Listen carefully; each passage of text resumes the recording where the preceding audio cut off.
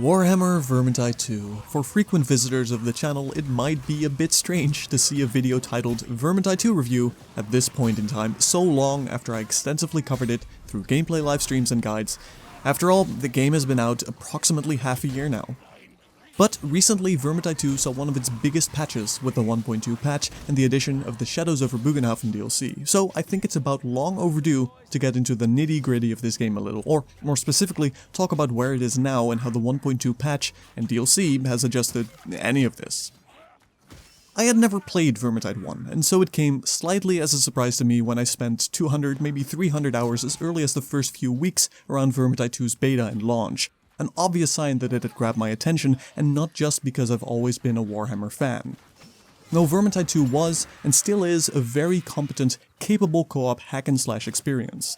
The feel of connecting a hammer, axe or sword with the body of a vile ratman is something that never starts to bore, backed up by the fantastic voice acting banter from the 5 different playable characters, which is something that developer Fatshark has built upon with a few more voice lines since.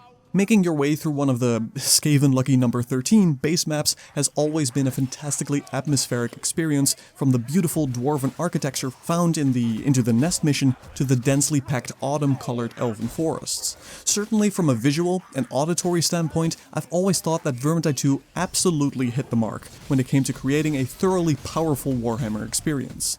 The gameplay itself never appeared outwardly as a very complex endeavor, and certainly most hordes of enemies, of which Vermintide 2 of course sports both the Skaven Rat Hordes and the Chaos Warbands, could be dealt with through tactics that aren't very difficult to execute, as you find yourself mainly strafing or cleaving through everything in reach. That said, Vermintide 2 has always had a good layer of subtle complexity behind its mechanics. Every single weapon had some unique layers to it, and combined with the different career options meant and still means that the difference between a veteran legend difficulty player and one that struggles to complete champion difficulty is easy to spot. Every strike has to be calculated to some degree, and weaving in pushes, push-stab attacks, blocking at the right time, or properly using line of sight and mobility is crucial if you want to play Vermintide 2 at the highest level, all of which is slightly modified by your choice of weaponry, talents and gear. Throw in the inherent variation between the swarmy Skaven and more durable Chaos Hordes, and you got a recipe for a really strong core gameplay rotation. Spiced up by the various special enemies, some of which were a bit jarring at launch. The sniper gas rats come to mind, but these have all been gradually ironed out by Fatshark to the point where I genuinely like dealing with any of them.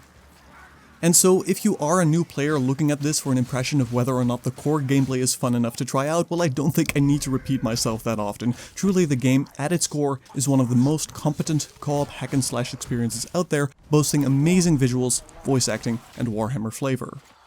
But this was 6 months ago, and in that time the community has been bothered by meta elements such as the loot grind, lack of build variation, or simply because of bugs and technical issues.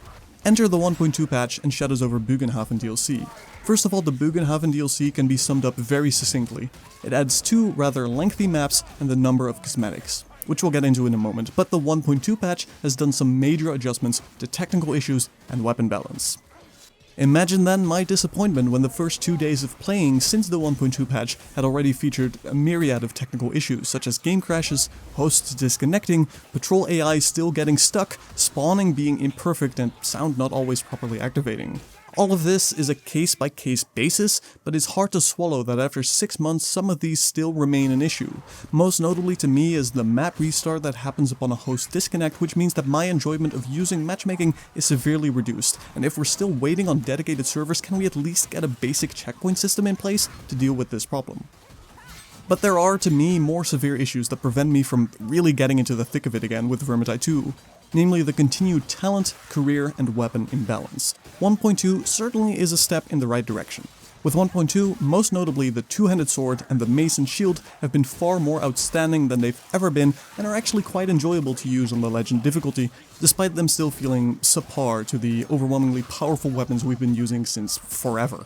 And really, therein lies the main issue for me. I still don't see the variation in weapons and talents that I'd like to see. I'm a veteran player, I've figured out builds and played with virtually every weapon of the careers I'm interested in, and there's not enough variation here for my enjoyment. 1.2 is a step in the right direction, but the step is just too small.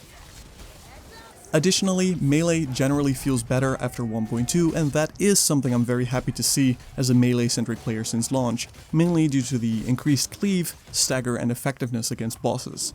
But on the flip side, these bosses do now feel too easy to deal with in general. Shadows over Bogenhafen then introduces 2 new maps, and truly had these been part of the core map package, they would have been some of the best. Of the 2 new maps, the Pit and the Blight Reaper, the Pit especially stands out as a very lengthy, open and multi-directional map that allows for different approaches and with a nice element of constant verticality as part of your challenge. The Blight Reaper 2 is a solid map, but as a separate package, they don't offer that much. Although the visuals and atmosphere on its own is solid, it's nothing we haven't seen yet, and more to the point, these maps don't offer any new gameplay or strong story to back it up. The Pit starts out as a rather straightforward walk through the map, with the main element being various different avenues you can take early on and throughout. A rather loose layout, which is quite enjoyable, but is followed simply by a survive for some time section, with irrelevant barricades followed by an impressive but yet again previously used chase out of the map. Blight Reaper, on the other hand, starts off with a big darkness section that requires someone to hold a torch, or a sienna, followed by a more straightforward map walkthrough thereafter and a survive for a while ending, which again we have seen before. The Blight Reaper ends with the namesake weapon being recovered, but this is literally the last 10 to 15 seconds of the map, and as a climax to the DLC, it offers no boss fight, no gameplay adjustment, or any particular challenge you now have to deal with. They feel like 2 rather random maps that are thrown into the mix, and although they are competent, the Pit especially, as a separate package they just don't do enough.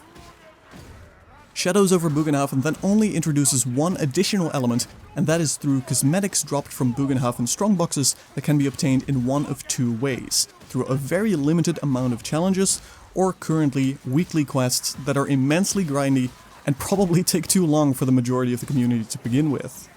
Meaning that, once again, Fatshark has dropped the ball on a community issue, with the endgame grind being too long and too unrewarding. The latter part being a result of cosmetics dropping for careers you don't even actively play, and more to the point, a lot of these cosmetics are nothing but simple hue adjustments from blue to purple.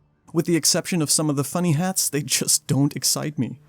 Warhammer Vermintide 2, it truly is a thoroughly capable Warhammer co-op game, and if, unlike me, you aren't a veteran player looking to return, you're at a great point in picking up this great title.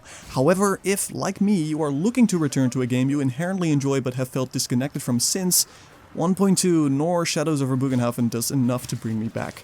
The game still suffers from too much inherent weapon and talent imbalance for interesting variation at legend difficulty. It still suffers from an unrewarding grind at endgame that is all about cosmetics, it still contains duplicate item issues, and there's just not enough new things to check out. Get the core game if you haven't yet, but after 6 months, I did expect more. Thank you for watching, my name has been Haas, and I'll see you in the next video or livestream.